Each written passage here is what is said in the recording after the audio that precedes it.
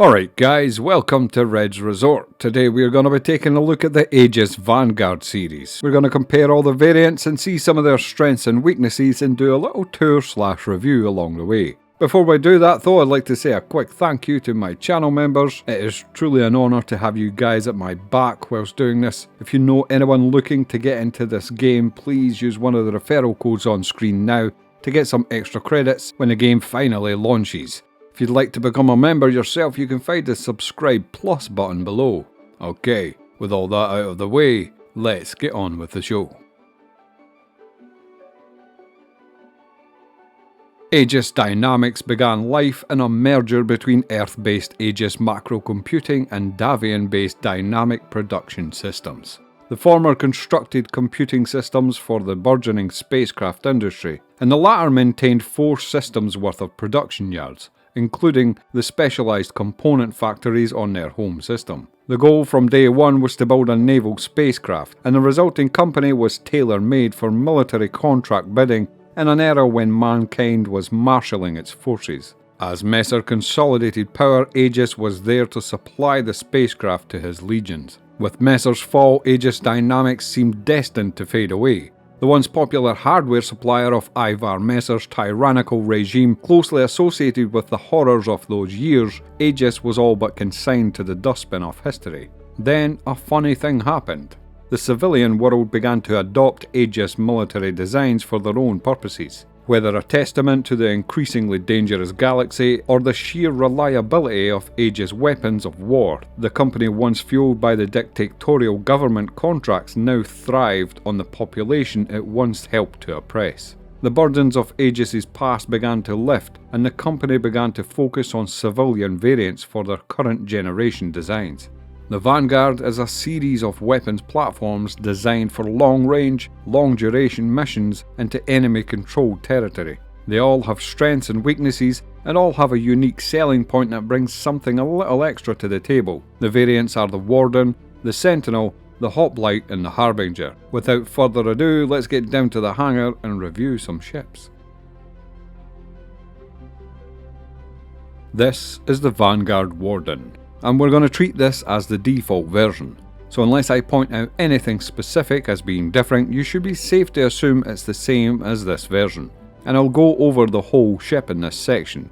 For the others, I'll only really be touching on the points where the designs and systems diverge. So stick around if you're looking for the whole review. The Vanguard has a very distinct design language. It's one of those ships that when you look at it, you know it's a military ship straight away. Maybe it's the massive weapon giving it away. Maybe it's the rather aggressive and no-nonsense shape. Or it's the way this rather meaty frame and all these layers of cooling intakes and stuff seem to channel down towards this front section that definitely doesn't disappoint at being the business end of the sharp stick. The loadout for the Warden is a Deadbolt 5 ballistic cannon, and the 4 size 2 guns embedded in the nose are the MVSA laser cannons. A pretty reasonable pairing, to be honest. Not the best, but definitely a decent offering at stock that you can achieve a lot with. That paint is a kind of gunmetal grey with red accents. Definitely one of the more intimidating paints. I mean, look at the thing. You can already tell that thing's a menace. It's a pretty strange set of landing gear on the Vanguards as well. Front wheels here, and the back is almost like a little tank track. It's cool though, sturdy as well. Very rarely see a Vanguard falling over on an uneven surface that I can remember. Under here we have 2 size 3 missiles. This looks like you should be able to switch it out for a smaller one, but it's actually locked to 2 size 3 on there, and it's the same on the other side. There's another 8 slots for size 2 on the top as well, also locked to that size. Obviously you can choose which missile types go in there, but by default the Warden comes with 4 size 2 ignites, that's infrared, 4 dominators, that's electromagnetic, and 4 arrestor size 3s that are cross section. So a pretty well rounded selection there. And that's the same for the Sentinel and the Harbinger. But obviously the Harbinger has a little something extra, which we'll get into. The Hoplite comes with the 2 ports for the size 2 only. Up on top they all have a man turret with 2 size 2 on, with the exception of the Harbinger, which has size 3. Nothing too special, but every little helps. On the Warden specifically, this has 2 size 2 sawbuck ballistic repeaters on there, which are, you know, guns, I suppose. Possibly the worst possible guns, but they can be swapped out. Coming round the side, there's a set of wings that fold away in conjunction with the landing gear. These don't seem to be operable separately, unfortunately, and are tied to the landing gear, unless that's just a bug this patch. I'll show these later when we take off. Coming round the back, we have these pretty stylised fins and control surfaces. These things are fragile as hell, not gonna lie, but they do help to finish out the look of the craft. We've also got the main thrusters tucked into these flattened exhaust ports, definitely looking like they're trying to hide as much infrared signal as possible, which is a really cool little touch. Round here we have these support struts, and these are a pretty questionable design choice, in my opinion. It still looks cool, everything looks cool, but these are usually the first thing to go in any combat by a mile, leaving the whole flank of the ship barely connected, it seems. Overall though, the design is very well done. The amount of vents and ports in this thing just screams massive amounts of power under barely constrained control. And in a lot of respects that's true. Face on, this thing is an absolute nightmare to fight. But getting behind it definitely exposes a lot of weak spots. Coming inside, this back ramp section is actually part of a rear compartment. And here we have the QT drive. For components we have a size 2 military QT drive, 2 size 2 military coolers, military power plant, and 2 size 2 military shields, and they are all grade C, which is reasonable these days, I guess. Good health pool, but not the best performance, you could say. That looks like it would be an absolute nightmare to get out of there actually. Let me test that.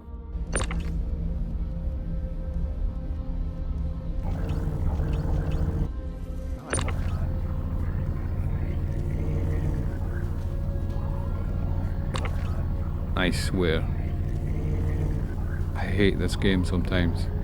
The answer's yes, but you can't put it back in. Anyway, okay, so through here we have a nice little kitchen with some space to set things down, bottles and cups and pico balls, etc. We have a weapon locker, 2 beds, avionics access, and an engineering terminal. And yeah, a small storage compartment. You can fit 1.5 SCU in there. There's a toilet shower combo and a creepy little jump scare toilet. And everything has this dark red accent with almost blue grey paneling, which is pretty cool. Up here we have turret access. You'd have a pretty decent half hemisphere of vision here, to be honest. Apparently this ship is supposed to be modular, by the way. This section here is supposed to be swappable for different setups. I'm not entirely sure how this was supposed to work, as finding the info proved to be challenging. Almost like they've Ministry of Truthed it out of existence. But I think there was supposed to be a life support module. In fact, this could be it here, with beds and an extra long duration in which you'd be able to survive once deployed. There was also a patrol / reconnaissance variant, a fighter bomber, interceptor, tactical, command and control, and electronic warfare versions. So yeah, we'll see about that. Through here there's this little cool compartment hidden under the stairs. Up here you've got your components, shields, power plant and life support. And over here you've got shield apparently. Then your coolers in here. Now onto the cockpit. The cockpit's... You know what, I've never really had an issue with the cockpit until I had to really look at it for this video. And now I'm analysing it, it's kind of rubbish. But it's definitely never really got in my way or obstructed me. It's just looking around, everything seems a bit soft. Everything's got big round edges, soft blue and red lights. It reminds me of like a 90s car interior. It's definitely lacking an edge to it that would complement the awesomeness of the exterior. Like, what is that? Most of them are just unmarked token gestures towards what sci-fi controls should be or something. Pretty low effort really. And visibility isn't great either, but I don't let that affect my judgment.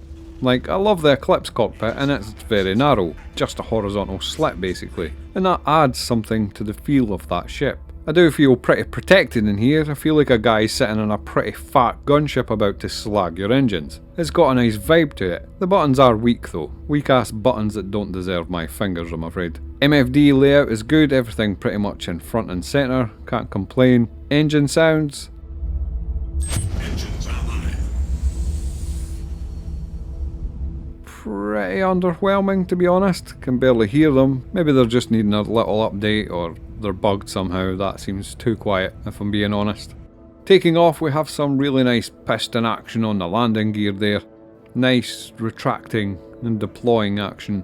All very well done as per usual. The wings are pretty basic things, but they're definitely not a detriment in any way. I think they're really cool in fact. Vanguard definitely cuts a nice figure as it comes out from the hangar and takes up its true full form. And it's definitely got a gravitas about it. So, what would you use this variant for? Well, specifically this variant is the default version, and they seem to have done this thing where they create a base version that's just not got a unique selling point. I thought it would be cheaper than the rest, but not really. Not by a big enough margin at least. I thought it would have more manoeuvrability, but again, not really. And it's the same for the armour, just a pointless sort of variant that does nothing exceptional really, apart from the default paint job. Now, those attributes can and have changed over time, and likely will going forward, so definitely double check that depending on the patch number. There has been times when the Warden was way out in front for combat longevity, so that may be the long-term vision, and it's just not been rebalanced properly since Master Modes. Hopefully that's the case anyway. It does have a slightly higher physical damage modifier, but given it doesn't even have the second highest armour rating by quite some margin, it seems a pretty fruitless gesture really in comparison. But that aside, what can we use this ship for? Well, a bit of everything really. Combat obviously, like all the way up. This thing will wear them down even at ERT level. Obviously cargo isn't going to be its strong point, but you can easily get some cargo boxes in there. In fact, you could probably get in 4 SCU safely. You could try for maybe 6 or 8, but at that point, you know, you might die of box. You can get a pulse in there, possibly 2 if you push your luck, and on top of anything involving ship-to-ship combat, you should be able to perform the majority of tasks you can find around the verse. I wouldn't say it's a great all-round ship, but the interior space and the bed logging definitely opens up a variety of options. A good daily driver you could say at the very least. All the usual suspects, running bunkers, delivering boxes, all those little odd jobs the place can throw at you. The Warden should have you covered. Next up is the Harbinger. First thing we notice is the pretty decent green and yellow paint scheme now. Definitely nice if you like that military look. Exact same shape design on the exterior. The Harbinger comes with a deadbolt size 5 on the front again, but the 4 size 2 embedded are the CVSA ballistic cannons. This time they match up quite well with the deadbolt to be honest. Nice pairing of the targeting pip, decently matching shot velocity, roughly matching ammo counts as well. It's definitely the largest alpha damage build, but I'd say you can maybe do better in terms of time to kill. We'll do a section later on components and I'll give you some ideas. For the turret, this comes with the 2 size 3 Jericho launchers, which is like a dumbfire rocket pod.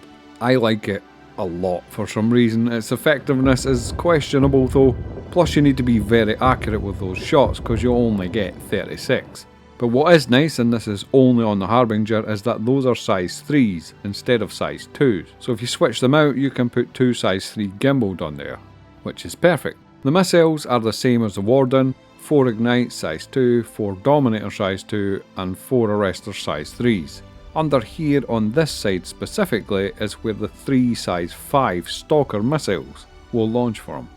These are pretty much the Harbinger's unique trick. These will put something the size of a Freelancer down in 1 missile, possibly bigger if you hit it right, at least in this patch, which is 4.1. And the missiles have been particularly effective this patch, so maybe take that with a pinch or two. You're looking to pay around 20 grand each to replace these by the way, so keep that in mind.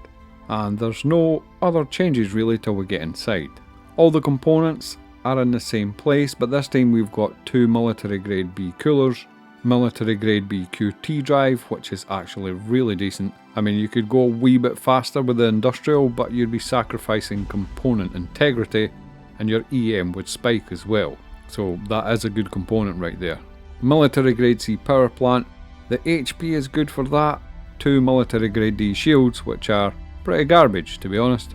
On the inside, things are a little bit different. The QT is still in the rear section.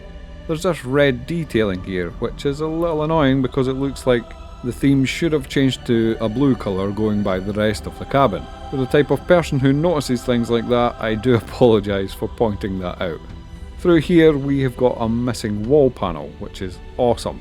This is the latest in Banu interior decoration, going for that balls out transparent engineering on display look that's so in fashion this century. Literally as well, since that's the toilet in there. The twin bunks here, the turret access up above. Over here we have an access window in case you want to stare longingly at a size 5 torpedo instead of, you know, a widescreen TV or something useful. Here's an old CRT monitor that exclusively plays footage of Chris Roberts saying things that will never happen. And it looks like this is coming from this 100 petabyte hard drive in here. Over here we have a kitchen area and a gun rack. Everything else in the ship is exactly the same.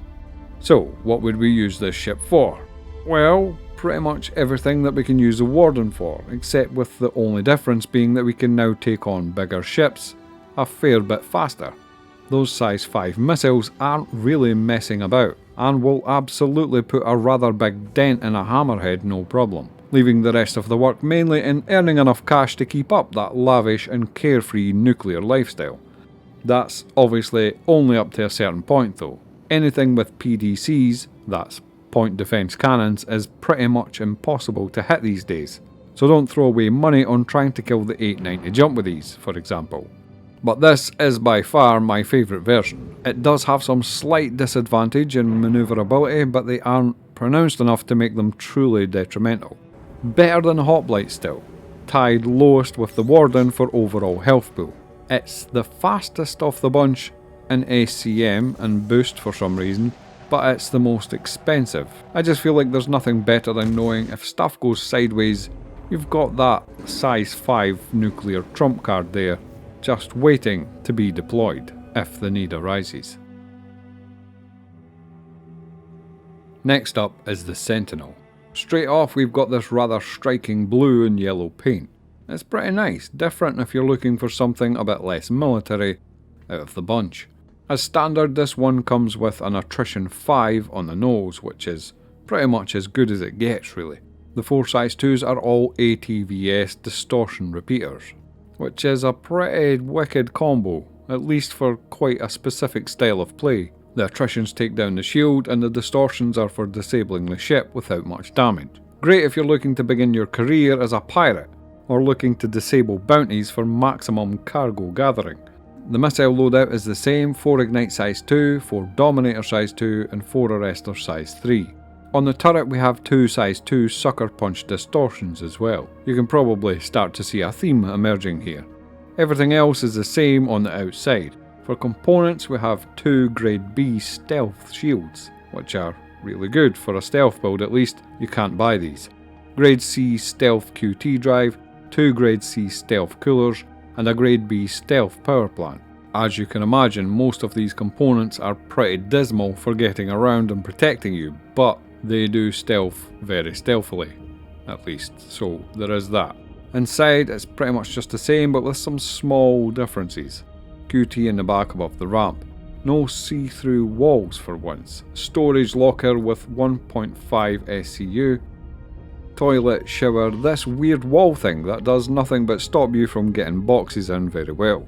We have an engineering station here, which could be handy down the road. I get the feeling this guy should have a seat though, and it's just all the usual bunk in here. Just an MFD access at the moment.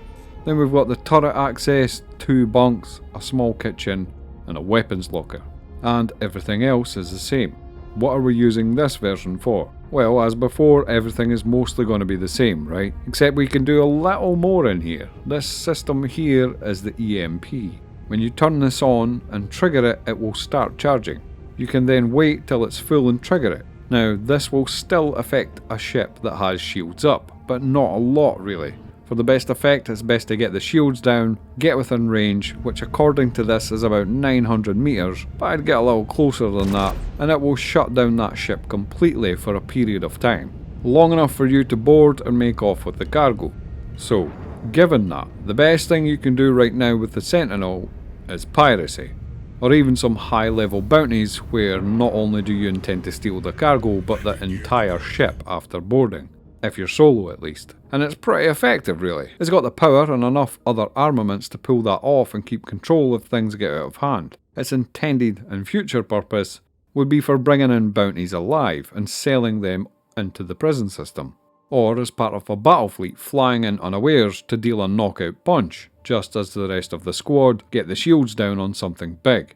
Its health pool is the second highest overall, and it's the second fastest of the group in SCM. And out of the four, it is, although marginally to be fair, the most manoeuvrable. It also has no penalty on its electromagnetic, infrared or cross-section modifier, so it is truly stealthy even for its size. But its claim time is tied with the Warden as the longest, and it's the second most expensive in the game out of the four. Personally, if missiles weren't so absolutely devastating right now, this would probably be my favourite. That extra talent up the sleeve is such a nice kicker on here, and it definitely seems to suit this style of ship for some reason.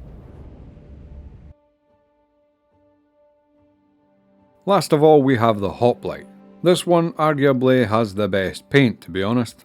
It's just a plain green with black trims, and some green digital camo inlays here and there. Absolutely spot on. I really wish I could get this on other versions, to be honest. And in this game, paint is so futuristically futuristic, you can just peel it off and put it on another ship. Except this paint, the base paint on your ship, that's just tinted metal, apparently.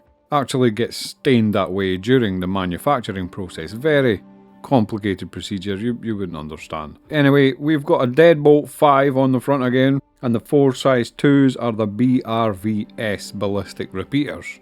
This combination is just the worst, to be honest. One's a repeater and the other's a cannon, and the velocity difference between them makes them almost unusable together at the same time against a moving target, especially a small one. I like these ballistic repeaters though, so it could be worth trying to pair them with some sort of Gatling or ballistic repeater with similar travel time on the bullets. Or just throw everything out for whatever your heart's desire is. On top we've got the 2 size 2 Sawbuck ballistic repeaters on the turret. The missiles are not all the same. Only the size 2s remain. 4 ignites and 4 dominators. You can't attach rails or fill out the spaces where the other racks would be, which is a bit disappointing obviously, even though ERCO says you can. Maybe you used to be able to, and right now is just a bug, I don't know, but I couldn't get things on here. Apart from those things, the outside is the same. The components on this one are all size 2 military grade C. 2 shields, power plant, 2 coolers and a quantum.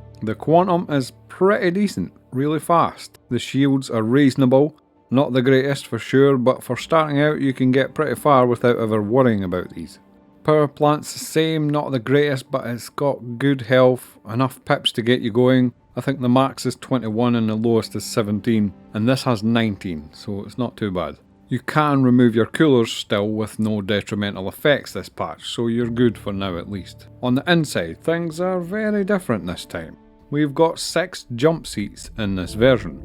It looks like there's supposed to be weapon storage between some of these seats, but it doesn't work. There's a set of audio separates here for blasting the squad with your Nam helicopter music as you commit them to the mercy of some Shai-Hulud desert worm somewhere. There's storage under these seats, but there's like no space in them. So, yeah, that's fantastic. And then we have a main weapon track over here. Oh yeah, and the turret. And that's obviously this version's main selling point.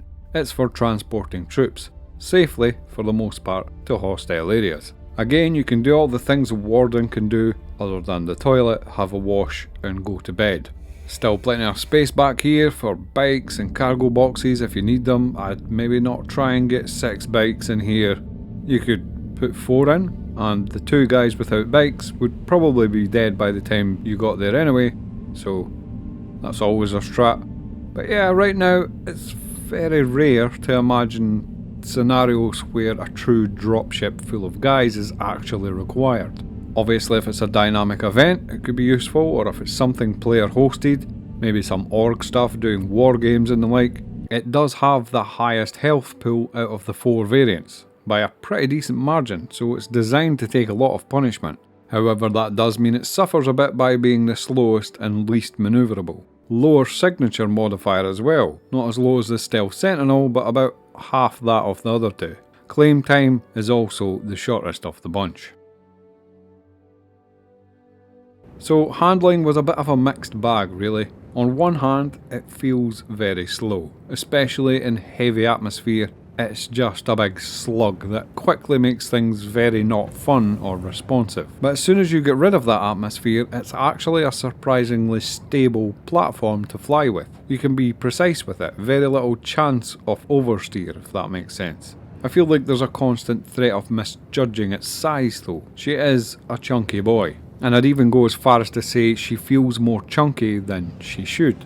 Not by much, but it's noticeable. It's not mind-blowingly fast either, in terms of top speed or acceleration, but feels about right by my estimate.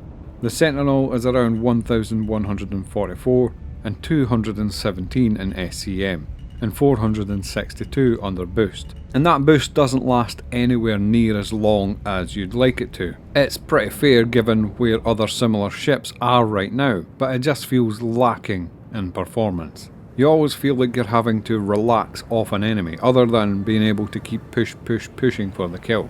Everything's the same, really though. That's more a dig at master modes in general.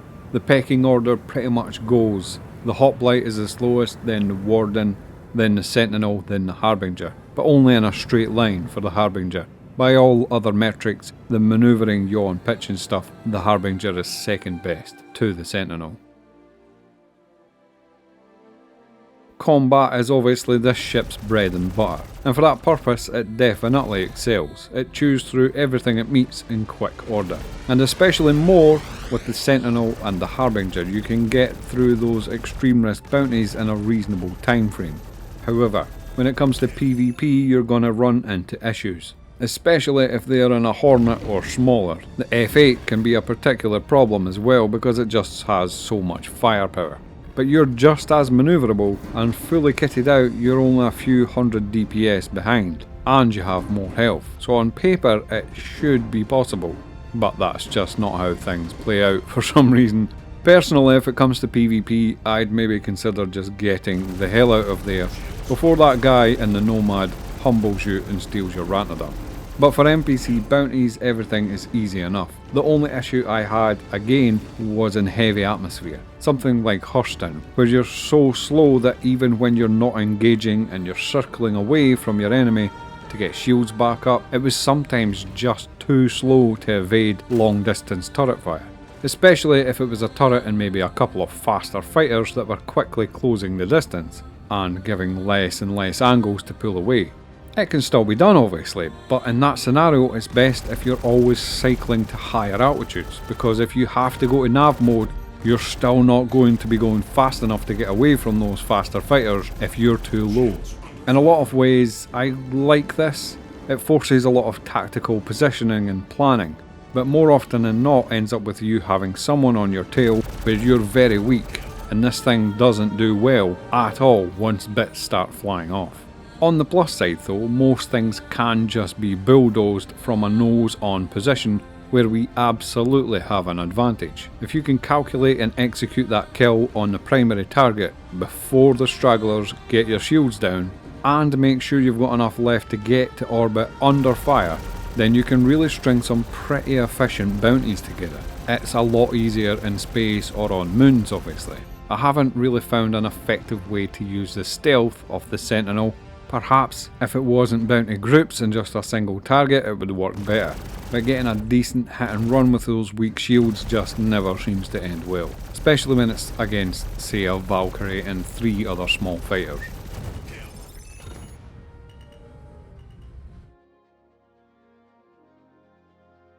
So, the Vanguard is a very well equipped heavy fighter with some really nice side benefits, and if you're looking for something that's still a fighter and not a cargo ship with cannons, then this is definitely a good choice. And it's the little extras that make it: the twin beds, the working mostly component base, the interior storage, the gun racks, or even the 6 taxi seats of the Hoplite. There's enough variation there to make your choice interesting, and the variants do feel adequately unique and not just cut down versions that are forced for variation's sake, with the exception of the Warden, that is. But I'm sure that will end up being an absolute tank, or able to outmaneuver the rest by quite some margin eventually. They'll give it something at some point to pad it out.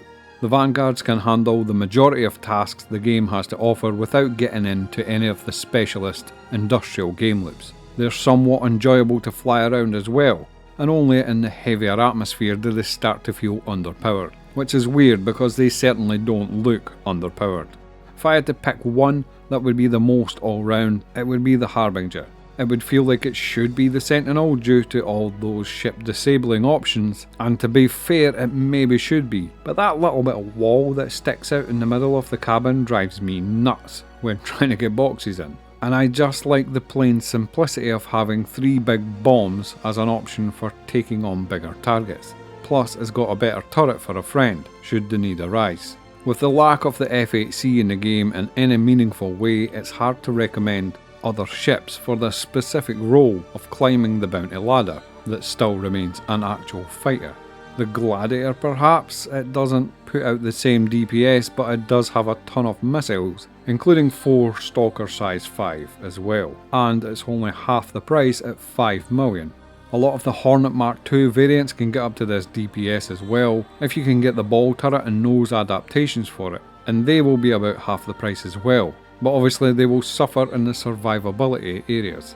Same with the incoming Super Hornet Mark IIs, they will have outrageous DPS, so it's up to you if you want to risk being more vulnerable for higher damage output. I don't have a price for those yet, and they won't be in game to buy for a while, but they are pretty much guaranteed to be the new go-to hunter killer, until they get nerfed, that is. The Defender could be a good shout, 6.5 million, got some space inside and a bed and stuff. The Inferno as well is only 5 million. Scorpius is another good shout.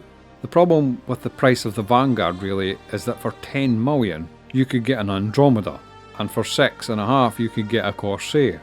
And both of those ships let you do so much more for the same price or less. And the staying power of the Andromeda is insane. Its health pool is 180,000.